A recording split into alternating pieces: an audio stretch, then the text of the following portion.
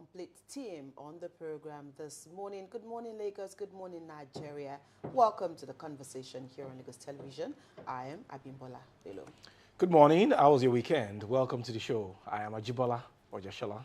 Good morning and welcome to the conversation. I am Joy Olu. Good morning, everyone. I am Adebimpe Omutayo. It's so good to be back. Welcome back, Adebimpe. Can't see that my smile is Alaja. Okay. Nobody should be calling Adebimpe, especially that Mutia and Amina Telegushi, that they are always calling me Idaya. It is now Alaja. Girl. I have earned it. Hey. So, Yeah. So we should be calling you Alaja Idayat. I used to Ajibola. But normally I call you Idayat now. Am I DN? I call you Idayat. Alaja. Put the Alaja Okay. first. Ajia The Idayat. prefix Alhaja. Okay. Adebimpe or Where's Alaja your- Idaya. My go-to. She has traversed the length and breadth of the Holy Land. So she has earned Alaja. So if you don't want that trouble, Bikono, call her Alaja. Because And it we comes should with tap a lot on the of hard anointing. work. It comes with a lot Abibola, of you know work. what I'm talking about. Well, so a lot of people just think that, it's a journey that you just go and enjoy. Okay, when you try it, you will come back and tell us. Anyway, welcome back. We hope that you had a good time in the Holy Land and you prayed for us all, as well as the peace and tranquility of Nigeria. Yes, I also prayed for I'm the very station certain Adebimpe as a prayed for each and every one of us, and of course the station. Yes. From what you met on ground, yes or no? Yes, I saw that my prayers had I've been answered. They've been answered. No, Or it's they have been answered. The manifestation. Okay. How was the weekend, Ajibola? Oh, well, Saturday I was in throughout. Sunday I was in throughout. Okay. Football, World There's a Cup. movie I want to recommend for all of you, The Polygamist, 22 episodes. I You finished see it. those episodes. But Abimbola, you will want to watch the next The episode. next one. Okay. Some men, your gender.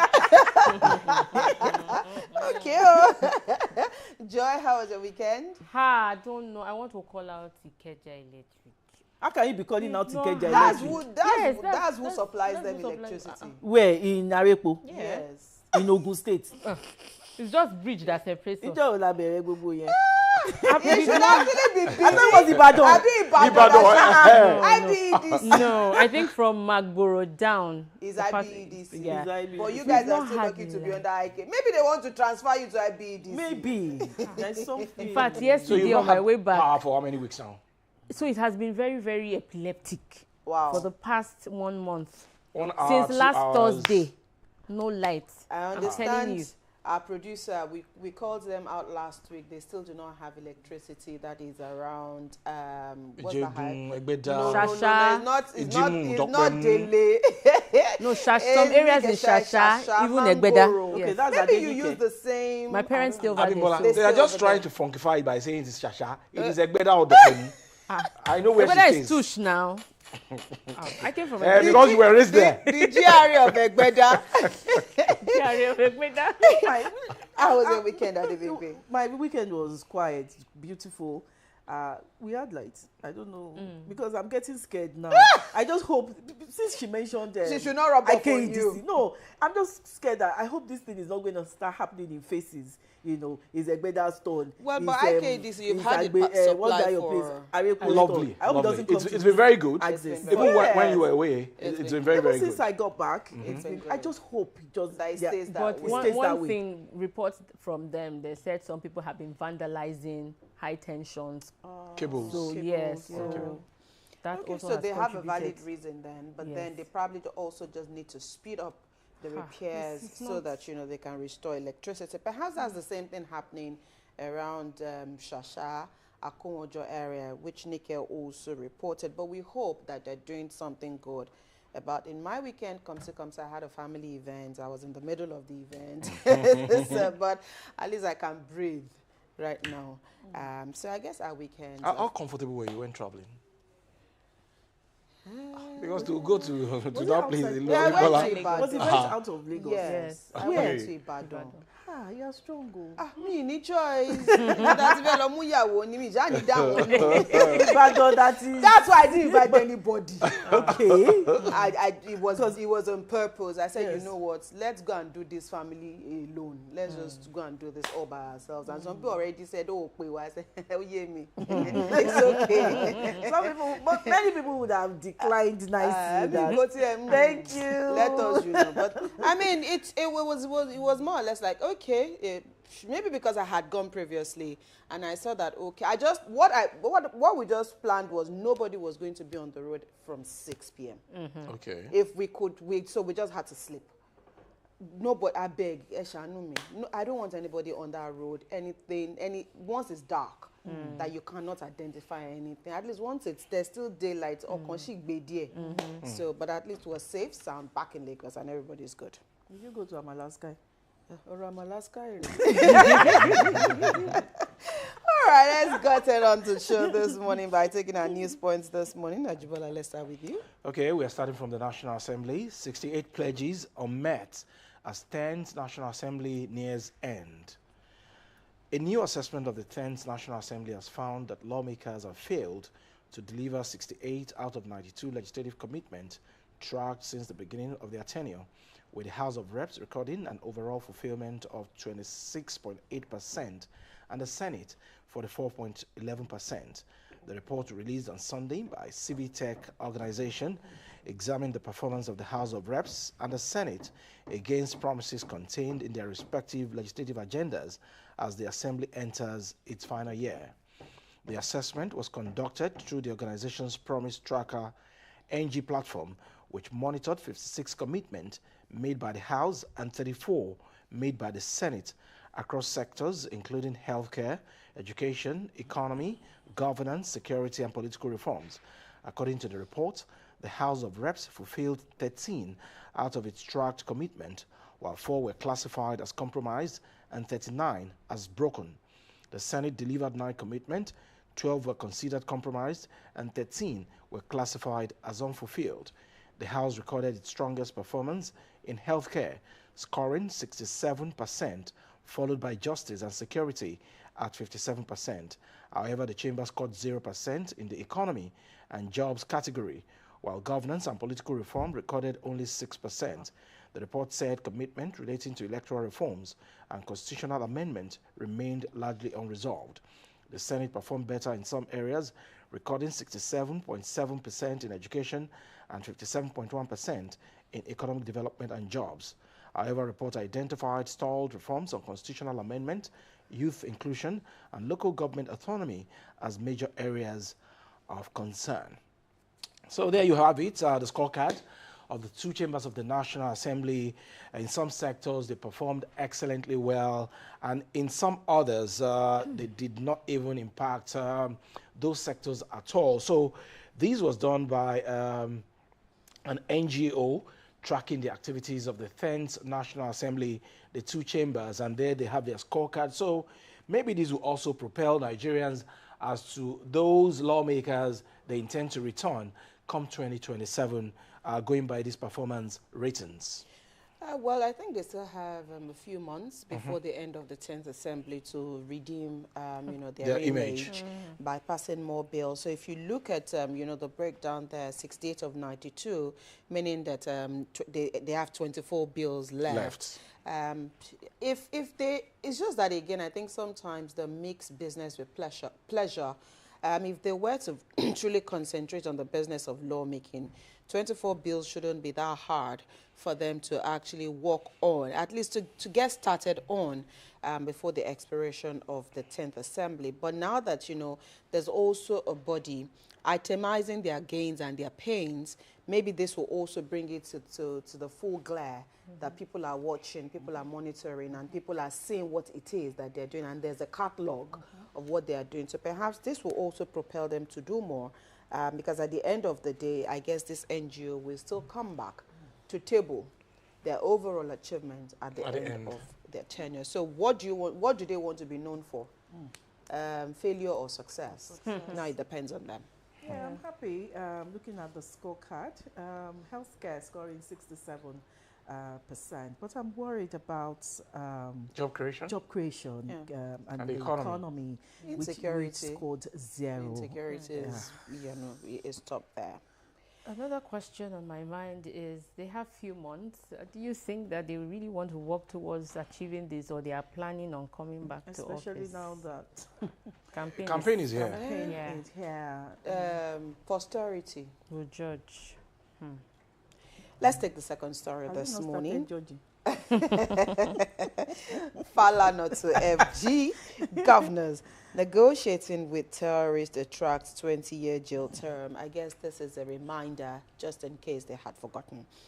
Prominent human rights advocate Femi Falana has strongly condemned the federal and state government for negotiating with and rewarding terrorists, declaring the practice entirely illegal. Delivering the keynote address titled Rising Under Pressure, Human Rights in an Era of Insecurity, Economic Strain and Democratic Uncertainty at the Amnesty International Second Annual General Meeting in Abuja on June 13, Falana warns that government officials are committing a grave offense under Nigerian law by holding talks with insurgents. He noted that it is public knowledge officials of the federal government and some state government have been holding meetings and negotiating with terrorists and bandits, which has led to thousands of repentant criminals being forgiven and given cash gift of undisclosed sums of money, asserting that the satanic Boko Haram sect and similar bodies have been proscribed under the Terrorism Prevention and Prohibition Act. Falana insisted that their members and allies shall be prosecuted and not pampered and forgiven by the Nigerian state, end of quote. He emphasized that by the virtue of the letter and spirit of the act, it is a grave offense to hold meetings or associate with criminals who have engaged in terror attacks, including the abduction of citizens. Highlighting the legal consequences, he quoted Section 22 of the Act stating, a person who knowingly arranges, manages, assists in arranging or managing, but participates in a meeting with or an activity with which is in his knowledge is concerned or connected with acts of terrorism or terrorist groups. It's actually a long read, but here is my concern. In cases like this, what is government left with? What is the way forward? Yeah. Because again, when you think about, take for example, the abducted students in Oyo State who are still in captivity, because government is also trying to see whether or not they should meet, all of the demands of the abductors or, do something. But yet, the children are there, and many people are asking, why are you not talking to them? And here he is, Mr. Femi Falana, saying, if you talk to them, there's actually a jail term. So, which one do? It's because it's a very dicey situation. As much as, yes, we know that, yes, you should not negotiate with these guys, but when you look at the lives of those who are in captivity, what do you do? Imagine the retired general that died over the weekend, and his body released to his family members. Who released the body? Where did they get the body? Armed bandits came out to release body to They've been communicating to the government. They've been communicating, and they said you could pick your body somewhere. And the son even came out. And he said he actually died from snake bites. And not hypertension, like government claimed. I don't, sometimes certain things you read, and so you're not even sure what to believe anymore. You're not even sure who to believe. Because again, the story, yes, that first flu was, of course, it had complications from diabetes, hypertension, and then the family came out to say it was actually a snake bite. So at what point was this now, evidence that it was a snake bite? Was it after they got the body? And then, the story that flew over the weekend was that the wife had also been released, but they are saying that the son said no. She's still there. So there's so many things happening, so many contradictions, so many insecurity, so many issues that we're battling with. And then here is Mr. Falana saying, Do as not pay government, ransom or talk to them. you cannot pay ransom. You cannot hold meeting with them. So where do we go? It's a complex one, Abimbola, if you ask me, and it's neither here nor there. Because look at the example of Oyo State that you cited. Who would have children and see the opportunity of negotiating maybe with a terrorist or for a ransom and not embrace that kind of option in the interest of those children? I'm not trying to legalize what those terrorists are doing, but there are certain situations that are very, very sensitive, and government as a body will need to be very proactive in the interest of those that are in captivity. Absolutely. There's a way they say it, I can't really remember now, but I can't remember the way it's put, but again, peculiarity of a condition determines what steps you should take. And so how about negotiating with them, you know, getting the children, and then having an intelligence team on the ground that can still work and get the bad boys? We watch these things in American films, don't you? This is not a movie. This is Nigeria. This is reality. It's not a movie. My own This is concern, reality. okay, my own concern as a media practitioner is information dissemination. We are always hearing two sides of a particular story. Initially, we heard that these terrorists were asking for Sharia law and, you know, some amount, a huge amount of money, and, you know, it was debunked by one of the victims, you know, through them. And now again, the story of the general who died over the weekend. We heard something else. Now we're hearing something else. How come that, you know, information dissemination, you know, is never straightforward? We don't even know what to believe here. It's so sad. It is well, like we always say. Let's move on really fast now to your stories. Adebimpe Joy. Okay, Lagos begins Operation BioShield against Ebola, says no case recorded.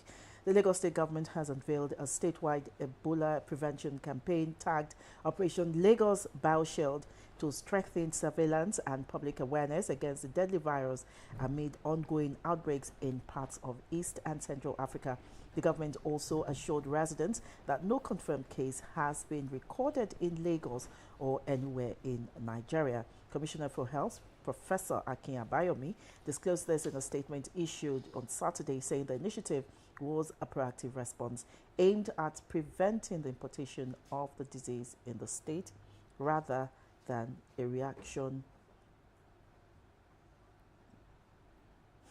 Okay, that's it. I can't find it.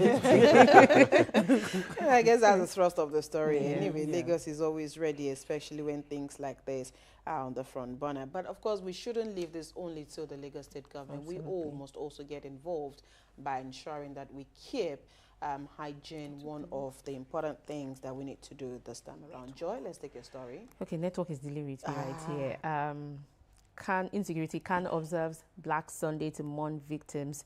The Christian Association of Nigeria on Sunday observed a nationwide Black Sunday in honor of victims of insecurity across the country, describing the situation as a national tragedy that has left countless families devastated by violence, terrorism, kidnapping, and banditry.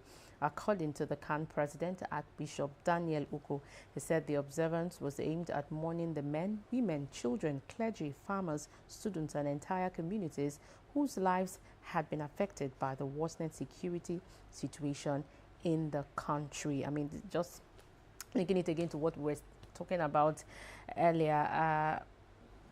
At this point, we can do nothing but call upon God to help us as a nation, because again, Don't anger Nigerians with that thing you're saying. no, but prayer not too much.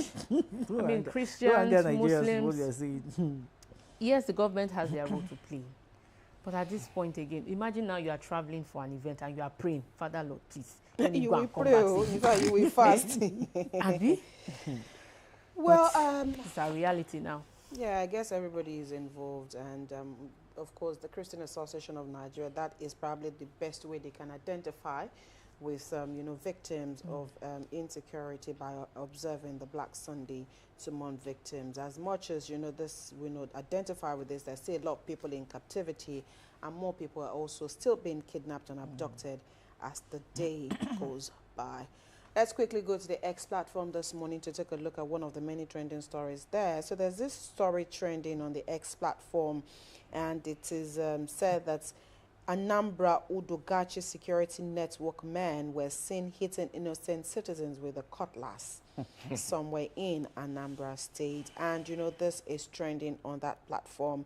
And a lot of people actually did say that this member or this man or this security outfit are members of Governor Charles Soludo's Agun Chamber security outfit. But why would they be assaulting people with machetes in the state if there's nothing going on? Again, you know, like Adebimpe said earlier, there are some times that you hear just one side of a story.